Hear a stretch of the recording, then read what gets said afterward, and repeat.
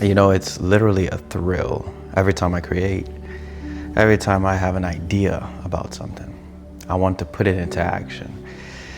It stems off in the mind, it stems off in the head, and I really detail it out in my mind the entire time, whether I be on a flight, whether I be at the airport, whether I be at home or anywhere that I'm at, even at work. Even now, I just had an idea that really sparked to film this, deciding I'm just going to film a sort of film look for myself.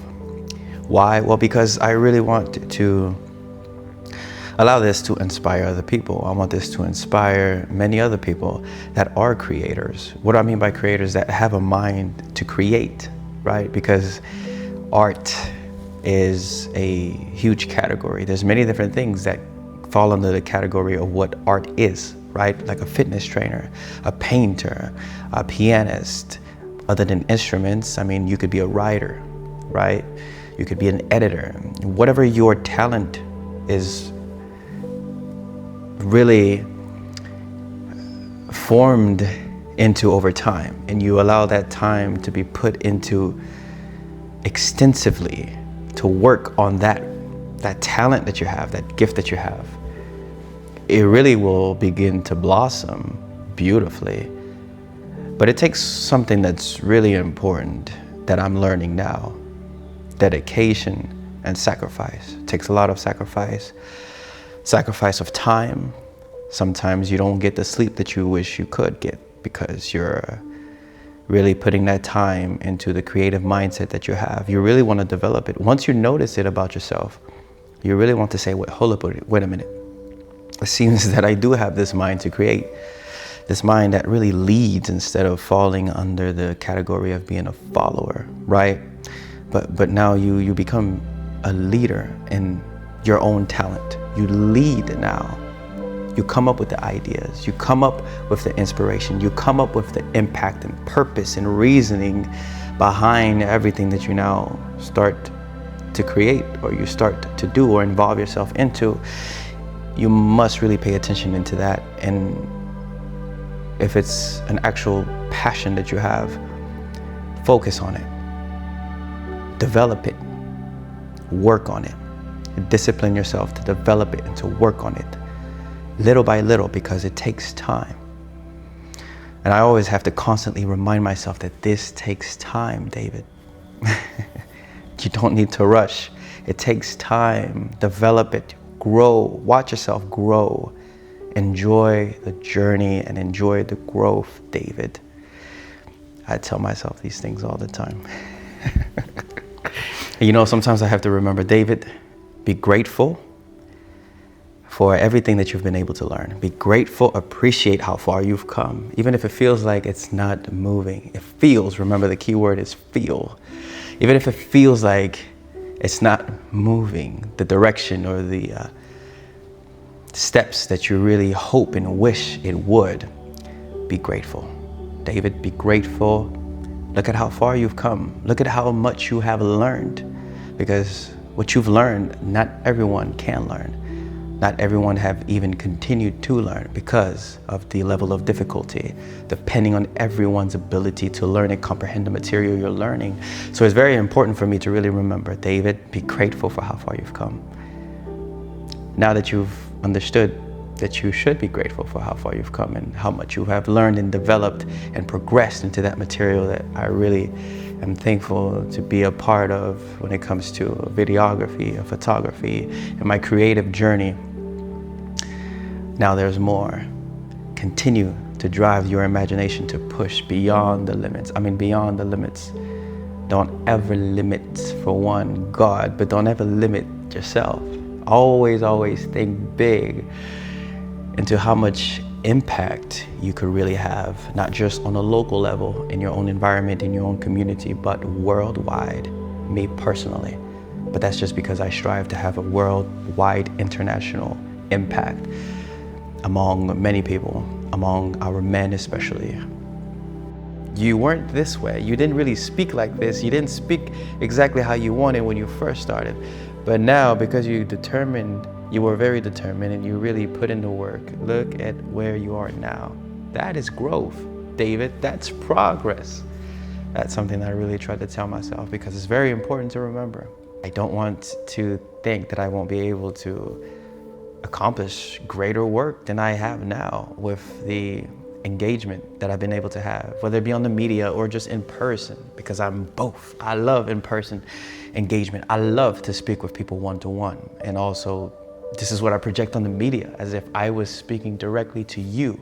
What can you learn from me? And what can I learn from you as well? It's reciprocal. It's two-way thing. And this work that I love to do regarding men, I love to really speak to an audience of men, both men and women, but mainly men, right, for character development, because I want to give this perspective, especially for my generation. I love to say my generation because there's a lot of youth, right, around the world, everywhere around the world, millions and millions. And well, we all need an influence. We all need someone that we can look up to, a positive influence, I can say the least at that, right, to where that can steer us into a positive direction, into the next chapter of our life, whether it be school, education, college, work, family.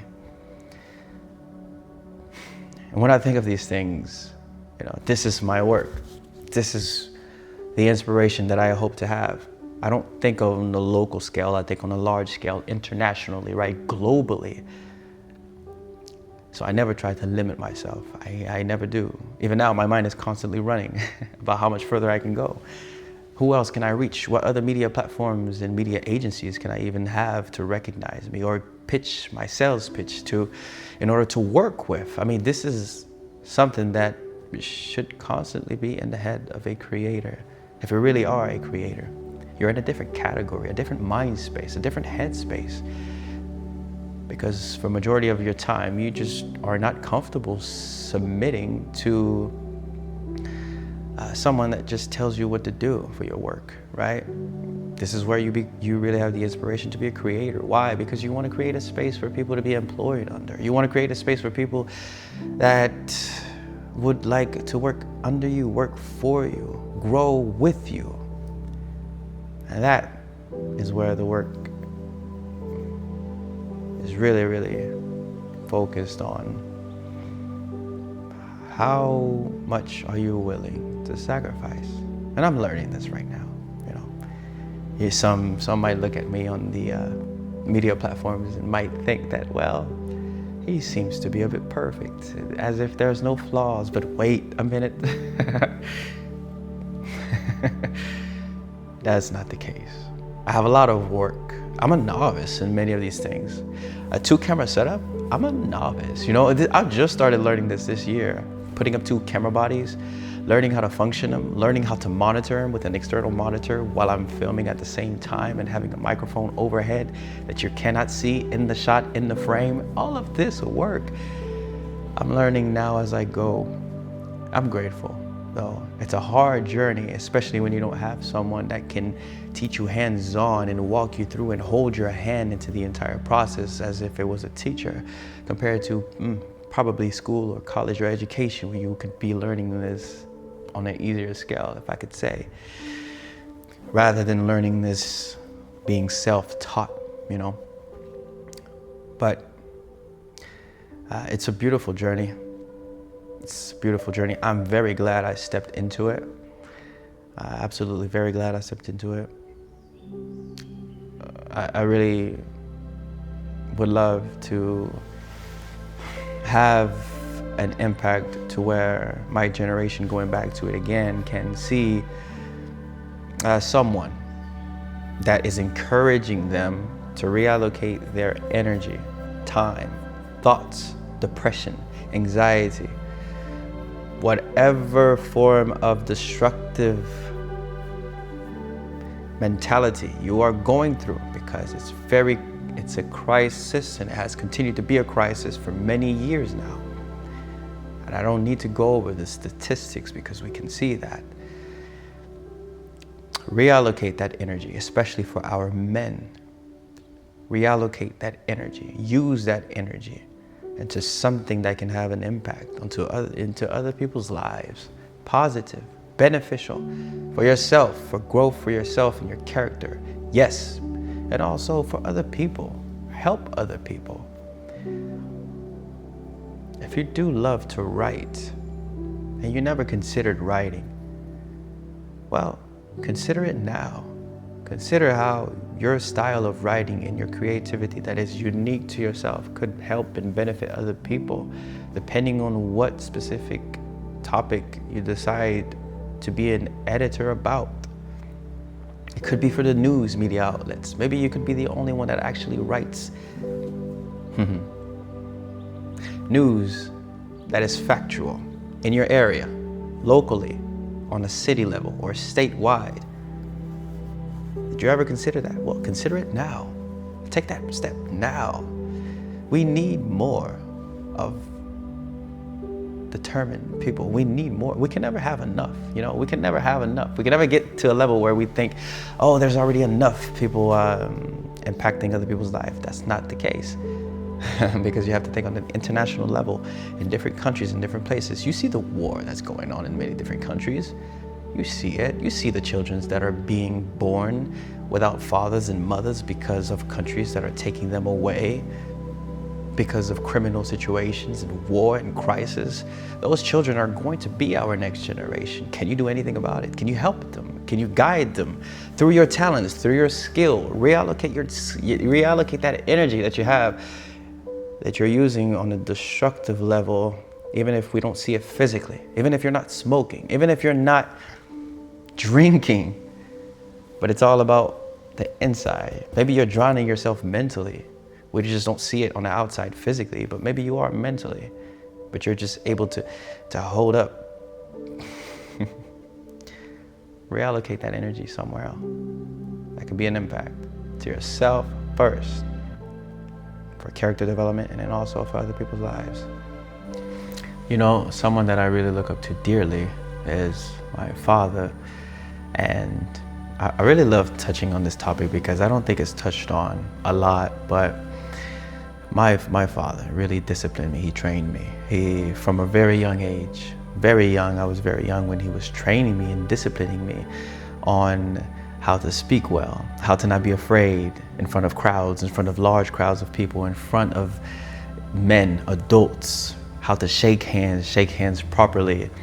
Right, and he had these really hard fingers because rough hands, because he's African. So every time he would snap, and I'm like that, and I'm not even able to do it as hard. So this is just to let you know, I got a long way to go. But he would snap these fingers to always wake me up in public gatherings and social gatherings, or even at home. Right, it would always be like, David, and it was such a discipline mechanism that now it sort of resonates in my head. I can't even let it go now. I always constantly remember my dad snapping his finger at me in order for me to stand up right, be attentive, be aware of how I speak now, and project my voice a little bit more, and whenever I'm around people. So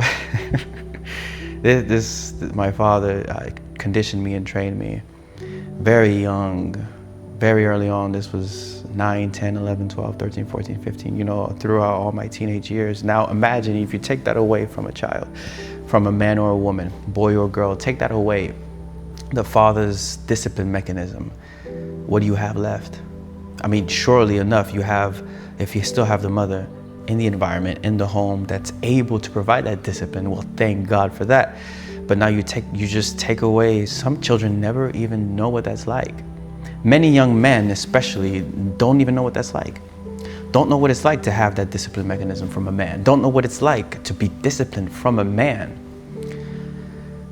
You know what that does? Even emotionally, mentally, the thought process.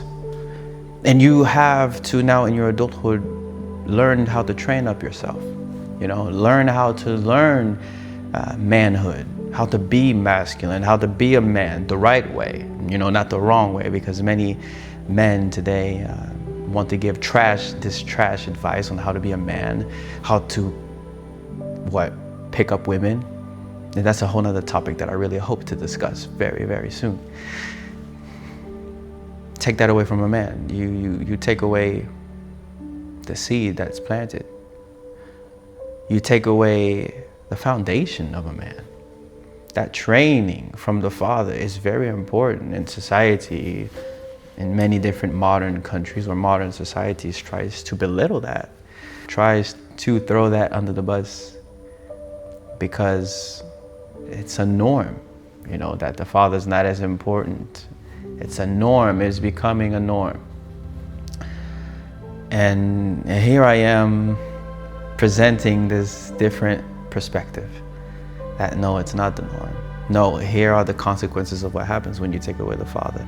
Here's the consequences of what happens when you, man, even though you have had a father, because many people, believe it or not, have had fathers. You know, I was guilty at that at some point. I have a father, he's still alive. But I belittled the importance of my father. Sure I did, in my teenage years, going through middle school, high school.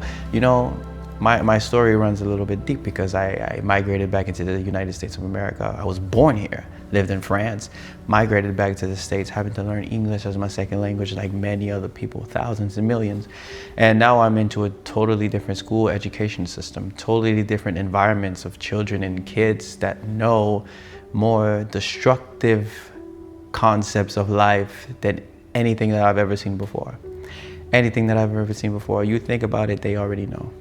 Sex, they already know. Drugs, they already know. Smoking, they already know. Some of them not just because of what they see on the media, but some of them because they see it in their house. Their father, their mother, their brothers, their siblings, their uncles, their aunts is teaching them all these things. If they're not teaching them, they're just watching. They're learning as they come home every day. They go to school and now they push out this information that they're not supposed to know. Information that they have, they push it out. It was a total shock for me, you know, having to learn all these things, hearing all these things. As I'm learning English, I'm also learning now this language that I'm hearing from all these kids at 9, 10, 11, 12, 13, 14 that know all this so young. I never want to act like the youth or my young people in my generation are dumb or don't know anything, because I watched it, I witnessed it in school. They know more than sometimes the parents know. They watch more than sometimes the parents know. I should say we, because, you know, I grew up knowing more than even my parents. I sure did. Yes, I did. And you know what I've gathered as I continue to do this work is that many of our young generations just want to be heard. Many of them just want to be heard. Now, not everything is constructive. Not everything is positive. And what I mean by being heard, many of them just want to communicate. Have someone that they can hear back from. Not to taking their ideas and completely give the okay, because many of the things is very much folly of what we're passing around within our young generation, from advice to teaching, is very much just folly. But take this perspective. What if you can take that folly and regurgitate wisdom, but you use the form of communication to provide that wisdom, to provide that advice? Now, many of our young generation have this from parents, right, that are very knowledgeable, that are actually present in their lives. But how is that information and that communication being presented to them? Many just know the word shut up. And when it comes to communicating with parents or caregivers or older adults, right? Just shut up, deal with it. But now, what about the time taken to sit down and communicate and dialogue on how to interpret this information? How and ask questions as to why did you do those actions? Give me more details to why. How is your mind interpreting this? Why are you thinking this way? Who told you to think this way? Why did you think they were right? Well, let's dig into that a little bit more. Do you need teaching from me? What can I teach you? How is that communication being handled with our young generation? You know, I see this on the media a lot, where we just dish out information. We dish out what we should do. You have men on the media dishing out what a high value man is, how a man, and I already mentioned this, but how a man should pick up women, how a man should talk to women. Really? Really, what about trashing that information and telling our men how they should develop their characters, how they should say yes ma'am to our women, how they should respect themselves, how they should turn down women that are, I don't know, very forward, right? How you should just value yourself if you know that you're not able to even have the mental capacity to give your time to the opposite gender. Completely dish that out, completely reject that. Know the standard for yourself. Know why you should be rejecting this that comes your way. Know the reason why. Know that you're not up to par to the level of standard that you want to be at, to even be on the capacity to handle what you think you should be able to handle. But who's teaching all that information? Who is teaching this?